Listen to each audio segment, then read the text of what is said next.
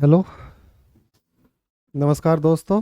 स्वागत है आपका हमारे YouTube channel site for civil services में। साइंस की नेक्स्ट क्लास है और इसमें हम आज एड्रिनल ग्लैंड के बारे में पढ़ेंगे। जो हम आपका एंडोक्राइन सिस्टम पढ़ रहे हैं उसमें हम एड्रिनल ग्लैंड तक आ गए हैं, आपकी किडनी तक। तो एड्रिनल ग्लैंड क्या है, इसका क्या फंक्शंस है और ये क्या रोल अदा करती है आपकी बॉडी में, आपके हार्मोनल सिस्टम को कैसे कंट्रोल करता है, कैसे मेटाबॉलिज्म के लिए ये ज़रूरी है। ठीक है, तो पढ़ते हैं इसके बारे में। आइए देखते हैं एड्रिनल ग्लैंड।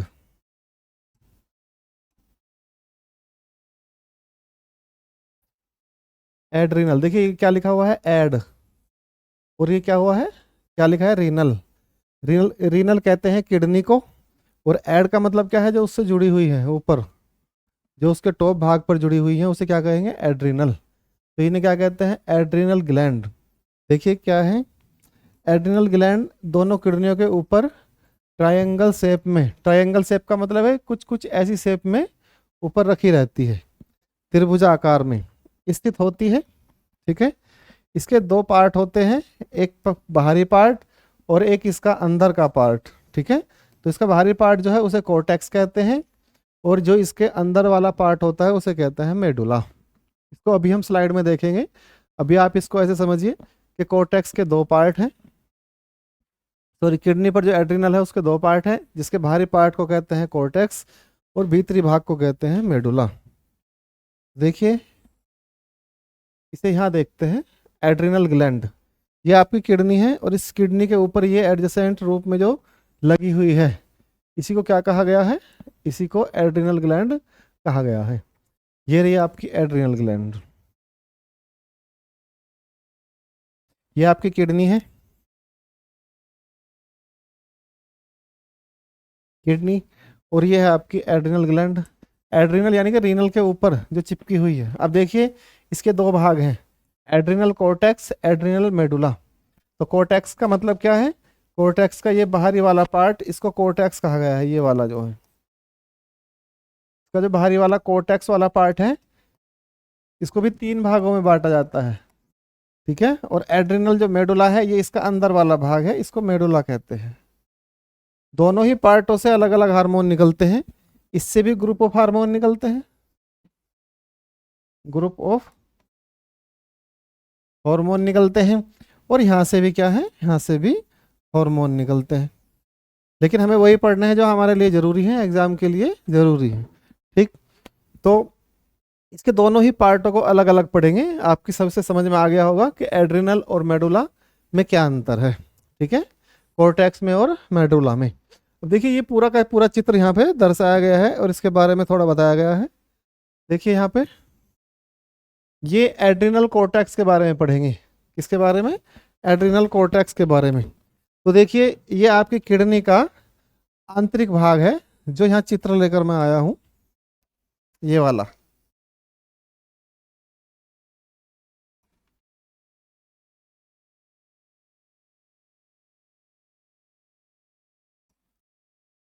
तो ये इस तरीके से है, देख लीजिए। इसको ऐसे कट कर लो जैसे तरबूज को कट कर लेते हैं, इस तरीके से। ठीक है, एक पार्ट, दूसरा, और ये इसका थर्ड जोन है। ठीक है, तो इसका जो ये मिडिल वाला जोन है, मिडिल,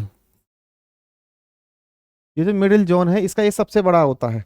ठीक है, तो इसमें देखिए इसको कहेंगे कैप्सूल। ये जो ये वाला पार्ट है इसे क्या कहेंगे, जोना। जोना का मतलब है जोन, जोना का मतलब है जोन यानी कि एरिया।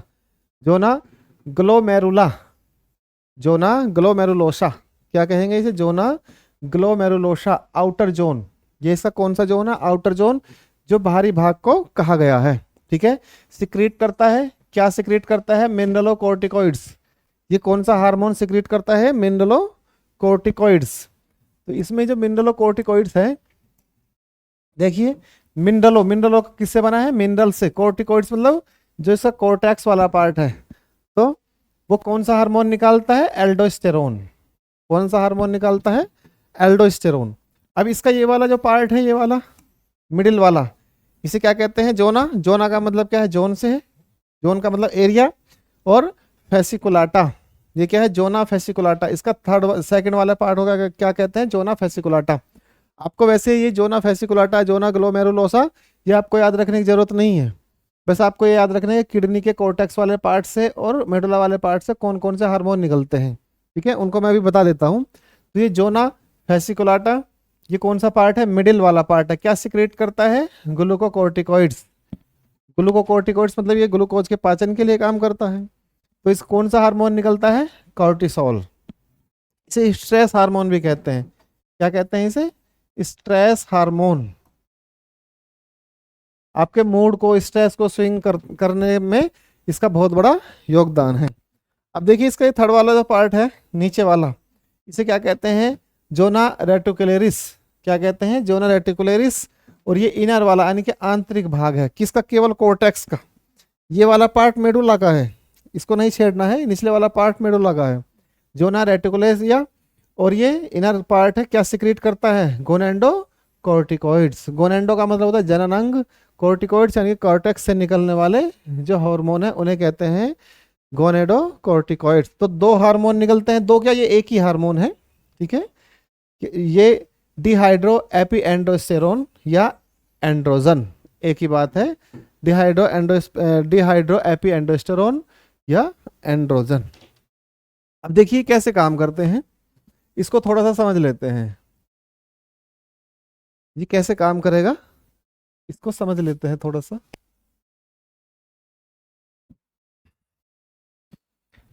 देखो ये क्या लिखा हुआ है? Zona glomerulosa.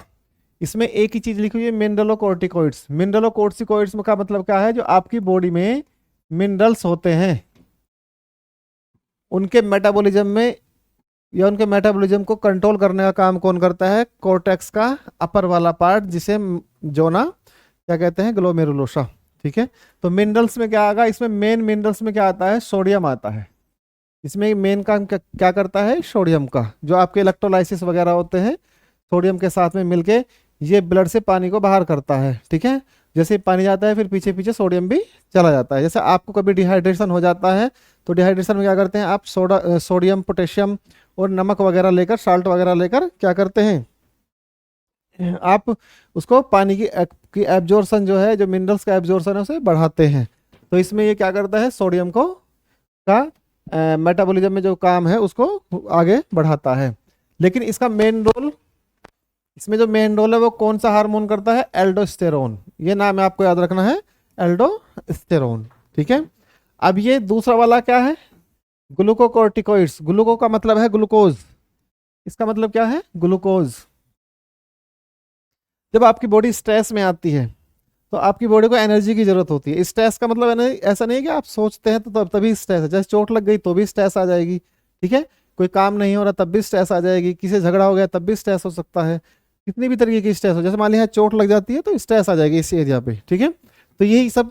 तो जब अगर स्ट्रेस आएगा तो एनर्जी की जरूरत पड़ेगी, और एनर्जी की जरूरत पड़ेगी तो एनर्जी कहाँ से मिलती है? ग्लूकोज से मिलती है। तो जो हमारे ब्लड में ग्लूकोज है, और ग्लूकोज कहाँ मिलेगा? जो ब्लड में ग्लूकोज है उसको यूज किया जाएगा, और वहां पे नहीं मिलता तो फिर कहाँ जाएंगे? लीवर के पास में जाएंगे। और वहां कौन बैठा है? इंसुलिन और ग्लूकागोन। वो क्या करेगा?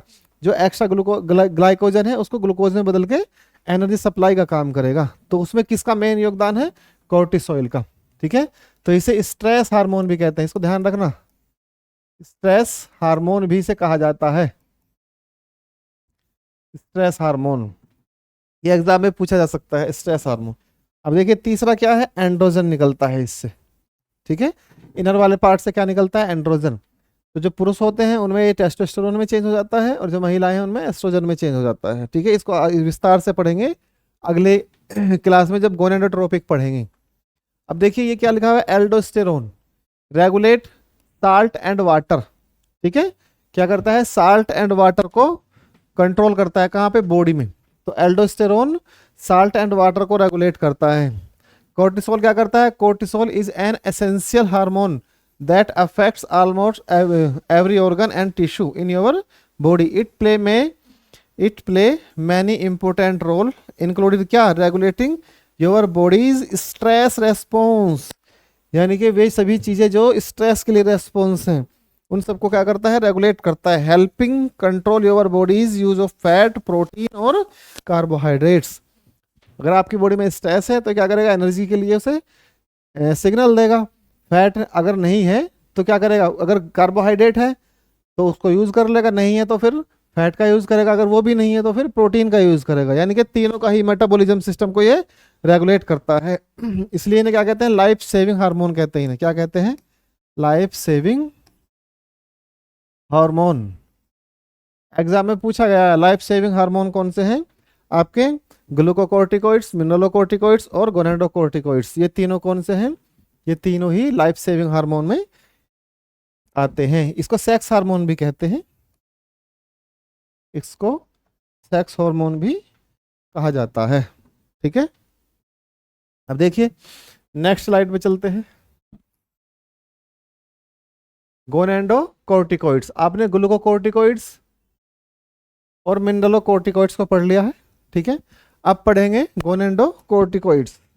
ठीक है, अब देखिए गोनेडोकोर्टिकोइड्स में क्या है,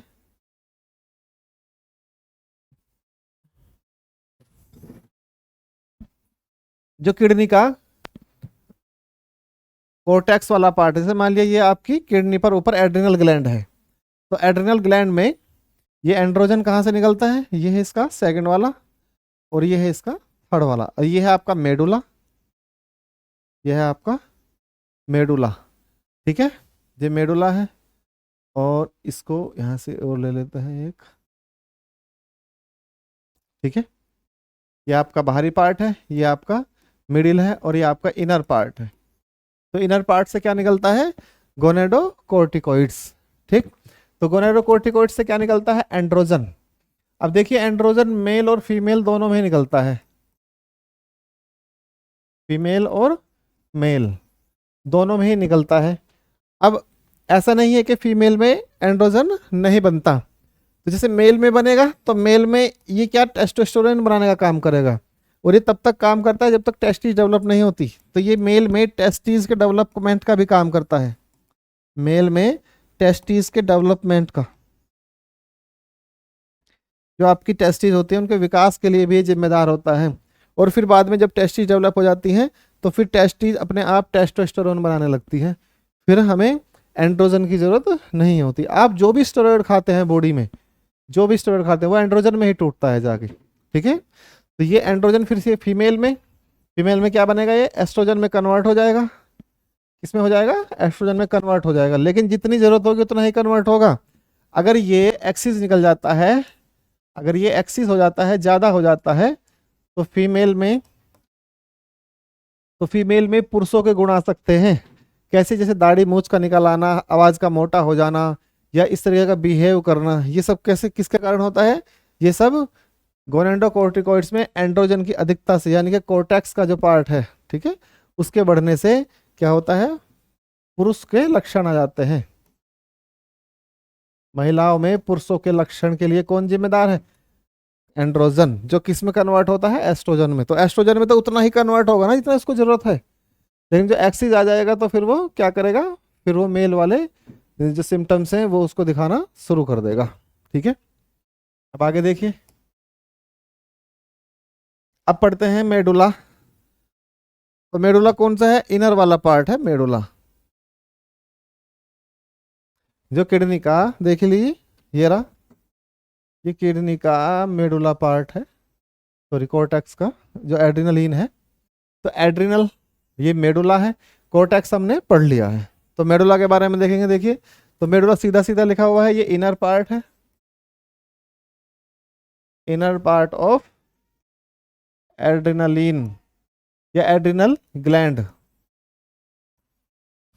एड्रिनल ग्लैंड। तो देखिए यह एड्रिनल ग्लैंड का आंतरिक भाग है, इससे दो हार्मोन निकलते हैं। कौन कौन से हार्मोन निकलते हैं, एक तो निकलता है एपिनेफ्रिन और एक निकलता है नॉर एपिनेफ्रिन। देखिए एपिनेफ्रिन एक हार्मोन है, लेकिन नॉन एपिनेफ्रिन कोई हार्मोन नहीं है।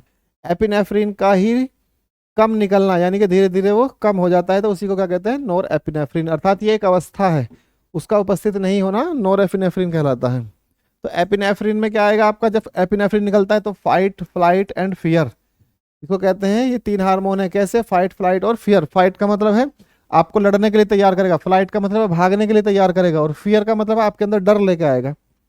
जैसे अचानक से आप कहीं जा रहे हैं, अचानक से कुत्ता आ गया आपके सामने, तो आप क्या करेंगे? या तो भागेंगे उसे देख के, ठीक है, या लड़ेंगे उसे देख के, या एकदम से डर जाएंगे। तो ये तीनों ही किसकी वजह से हो रहे हैं? एपिनेफ्रिन की वजह से।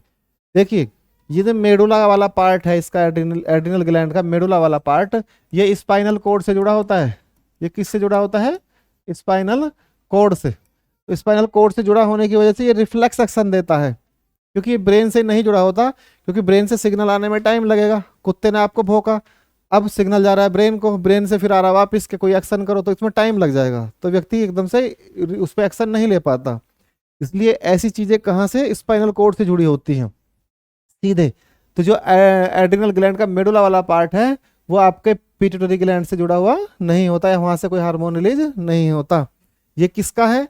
ये स्पाइनल कोड से जुड़ा हुआ है। और ये कैसे काम करता है? रिफ्लेक्स एक्शन पे काम करता है। किस पे काम करता है? रिफ्लेक्स एक्शन पे। और रिफ्लेक्स एक्शन का मतलब क्या है? रिफ्लेक्स एक्शन का मतलब क्या है? तुरंत प्रतिक्रिया देना। जैसे जैसे मैंने अभी बताया, कुत्ता भौंका, एकदम से कूद के पड़े हैं, तो किसी ने बताया कि कूदना है, पैर पीछे करना है, ठीक है, नहीं बताया ना। तो ये सब क्या है?